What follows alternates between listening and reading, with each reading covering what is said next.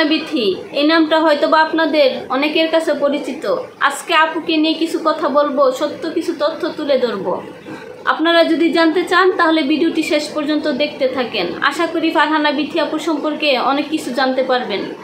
বর্তমানে যার রাজত্ব চলছে সোশ্যাল মিডিয়াতে, ইউটিউব বলেন, ফেসবুক বলেন, টিকটক বলেন, সব জায়গাতেই কিন্তু আপু ফেমাস। আপুকে চিনে না বাংলাদেশে এমন মানুষ হয়তো বা কমই আছে। আপুকে নিয়ে অনেক তর্ক বিতর্ক চলছে অনলাইনে, যে আপু নাকি এখন টাকা পয়সা হয়ে অনেক দেমাগি হয়ে গেছে, উনি কারোর সাথে মিশতে পারে না, সবার সাথে রাফ বিহেভ করে, কারোর সাথে কয়েকদিন তার সম্পর্ক অনেক ভালো থাকে, পরবর্তীতে কোনো না কোনো বিষয় নিয়ে ঝামেলা হয়ে তার কাছ থেকে দূরে চলে যায়, বা সে শুধু তার স্বার্থের জন্য সবাইকে ব্যবহার করে। আসলে আপনারা কি মনে করেন, ফারহানা বিথি আপু কি সত্যি এমন? আমার ব্যক্তিগত দিক থেকে কিন্তু মনে হয় যে আপু আসলে এতটা খারাপ না। মানে আমার ব্যক্তিগত মতামত আমি প্রকাশ করছি। আপনারা যদি ওনার বিষয়ে এরকমভাবে কিছু জেনে থাকেন তাহলে অবশ্যই কমেন্ট বক্সে জানাবেন। আপুর বিষয়ে যদি কেউ এরকমভাবে জানেন বা কোনো বলতে চান তাহলে কমেন্ট বক্সে আপুর বিষয়ে বলে যাবেন। এখন সবাই বলতেছে যে তিশা আপু আর ফারহানা বিথি আপুর সম্পর্ক নাকি খুব খারাপ চলতেছে। তিশা আপু নাকি ফারহানা বিথি আপুর সাথে এখন আগের মতো থাকছে না, আপুর ভিডিও করে দিচ্ছে না। তারপরে মানে দুজনের এক কথায় হচ্ছে খারাপ সম্পর্ক, তারা এখন আগের মতো আর মিলেমিশে নেই। আপনারা কি জানেন বিথি আপু কি কখনো বলেছে যে তিশার সাথে আমার খারাপ সম্পর্ক? আর তিশা আপু কি বলেছে যে বিথির সাথে আমার সম্পর্ক খারাপ, আমি এখন বিথির সাথে আর থাকি না?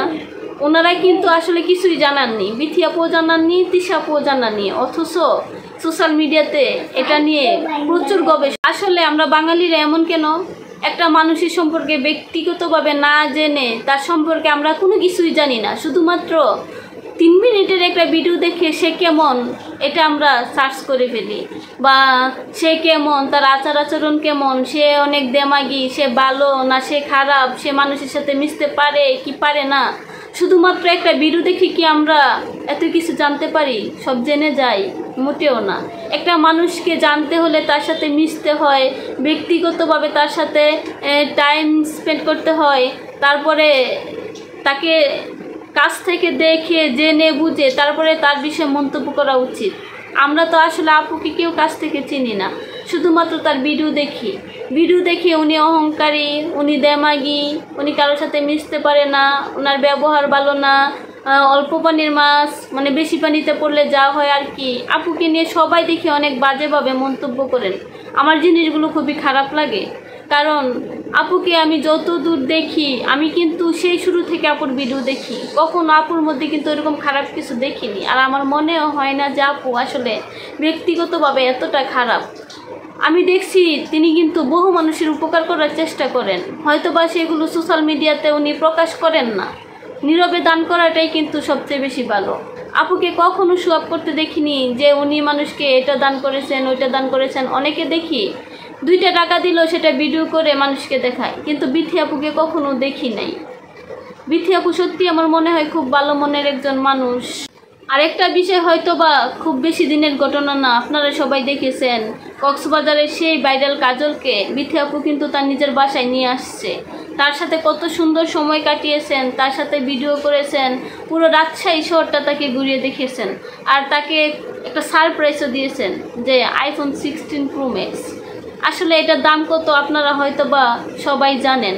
এত দামি একটা জিনিস কিন্তু বিথি আপু কাজলকে গিফট করেছেন, তার হাজব্যান্ড রাত ভাইয়া এবং বিথি আপু দুজনেই। ওনার কি কোনো দরকার ছিল এত টাকার একটা জিনিস গিফট করার জন্য? উনি ওনার বাসায় নিয়ে আসছেন, ঘুরিয়ে দেখেছেন, তারকে আরও পরিচিতি লাভ করিয়েছেন, এটাই তো অনেক কিছু ছিল, তাই না? সে আবার কাজলকে একটা আইফোনও গিফট করেছেন, কারণ তার পার্সোনালি কোনো ফোন ছিল না, সে হচ্ছে ভিডিও করতে পারতেছিল না, মানুষের ফোন থেকে সে যা পারতো ওইটুকুই ভিডিও করতো, আপলোড দিত। কিন্তু আপু তার উপকারের জন্য তাকে একটা ফোন গিফট করেছেন, তাও এত দামি একটা ফোন। কত ভালো মনের মানুষ আপু, একটু চিন্তা করে দেখেন। আপুর কি এখানে কোনো স্বার্থ আছে? কি গিফট করার পিছনে মনে হয় না কোনো স্বার্থ আছে, অথচ তিনি খুশি মনে তাকে গিফট করেছেন। তো আমি আমার মতামত জানাচ্ছি, আমার মনে হয় আপু সত্যি খুব ভালো। আপনারা হয়তো বাপুকে জানেন না, চিনেন না, আর দূর থেকে মানুষকে চিনাও যায় না, বোঝাও যায় না। একটা মানুষকে না জেনে না বুঝে খারাপ মন্তব্য করবেন না প্লিজ প্লিজ। আর তৃষা আপু কিংবা শম্পা আপুর সাথে বৃথা আপুর সম্পর্ক এখন খারাপ, সেটা কিন্তু আমরা কেউই জানি না। এটা কিন্তু কেউই প্রকাশ করেনি, না শম্পা আপু, না তৃষা আপু, না ফারহানা বৃথা আপু। তো তাদের মুখ থেকে না শুনে কিন্তু আমরা এরকমভাবে তাদের সম্পর্ক নিয়েও মন্তব্য করতে পারি না। তো আমার কথায় যদি কারো খারাপ লেগে থাকে অবশ্যই ক্ষমার দৃষ্টিতে দেখবেন। সবাই ভালো থাকবেন, সুস্থ থাকবেন। দেখা হবে নতুন কোনো ভিডিওতে। আল্লাহ হাফেজ।